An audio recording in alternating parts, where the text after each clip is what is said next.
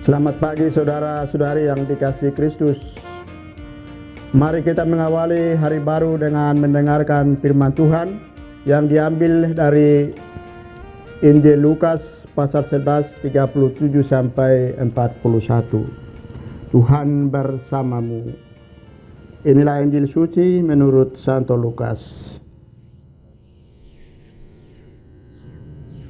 Pada suatu ketika selesai mengajar, Yesus diundang seorang Farisi untuk makan di rumahnya. Maka masuklah Yesus ke rumah itu, lalu duduk makan. Tetapi orang Farisi itu heran melihat Yesus tidak mencuci tangan sebelum makan. Lalu Tuhan berkata kepadanya, "Hai orang-orang Farisi, kalian membersihkan cawan dan pinggangan bagian luar, tetapi bagian dalam dirimu penuh rampasan dan kejahatan. Hai orang-orang bodoh, bukankah yang menjadikan bagian luar, dialah juga yang menjadikan bagian dalam?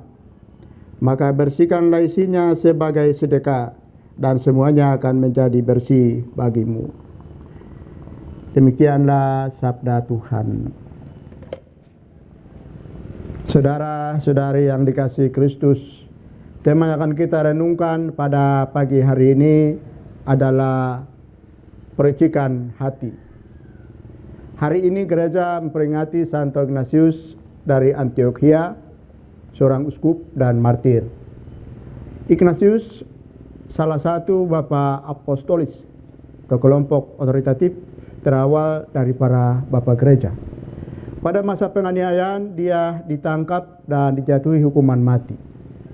Ia digiring dari Antioquia ke gelanggang pertunjuan di pusat kota Roma. Dalam perjalanan menyongsong kemartirannya, ia menulis serangkaian surat yang terlestarikan sebagai sebuah contoh teologi Kristen paling awal.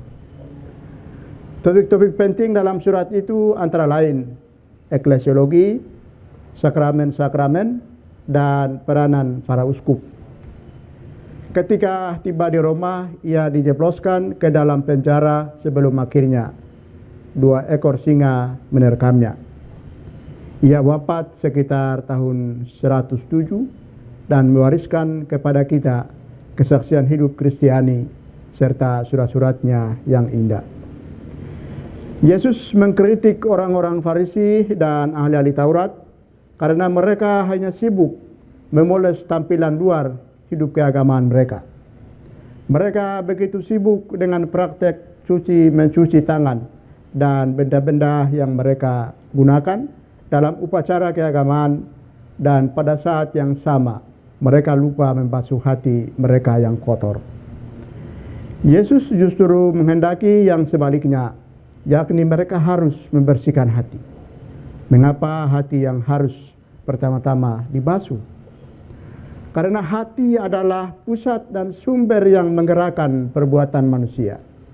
Bersih atau tidaknya hati seseorang dikenal dari perbuatan-perbuatan yang tampak. Anggota tubuh yang kotor tidak akan membuat hati orang kotor, tetapi hati yang kotor akan mengotori anggota tubuh seseorang.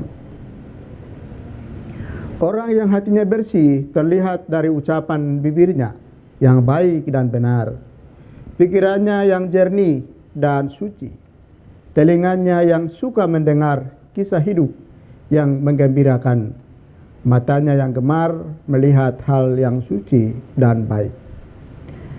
Dari dalam hati yang baik mengalirlah segala perbuatan yang baik dan suci. Sebaliknya, orang yang hatinya kotor akan mengalir semua perbuatan yang kotor. Saudara-saudari terkasih, baiklah kita pun mulai mengintrospeksi diri.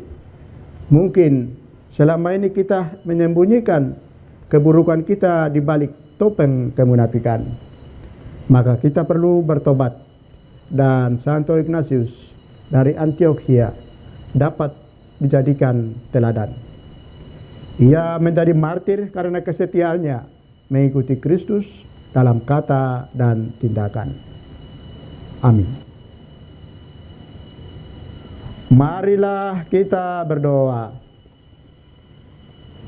Tuhan, pagi ini kembali kami naikkan syukur dan permohonan. Terima kasih sudah menjaga kami saat tidur maupun bangun. Terima kasih untuk udara sejuk dan segar pagi ini. Bukalah mata hati kami di awal hari ini. Mampukan kami memandang kemurahan dan karya-Mu, serta memuji dan memuliakan-Mu melalui pekerjaan dan pelayanan kami hari ini. Bimbinglah kami selalu untuk menyadari kesalahan kami dan bertobat, sehingga kami sungguh rendah hati, mau membuka hati dan siap menerima rahmat-Mu yang akan tinggal dalam hati kami. Kristus terang dunia, berkatilah keluarga-keluarga kami. Jadikanlah kami alat kasih-Mu dan pantaskanlah kami menjadi hamba-Mu yang setia. Amin. Tuhan bersamamu. Semoga kita sekalian, orang-orang yang kita kasih dan doakan, seluruh aktivitas kita hari ini dilindungi, dibimbing, dan diberkati oleh Allah yang Maha Kuasa, dalam nama Bapa dan Putra dan Roh Kudus.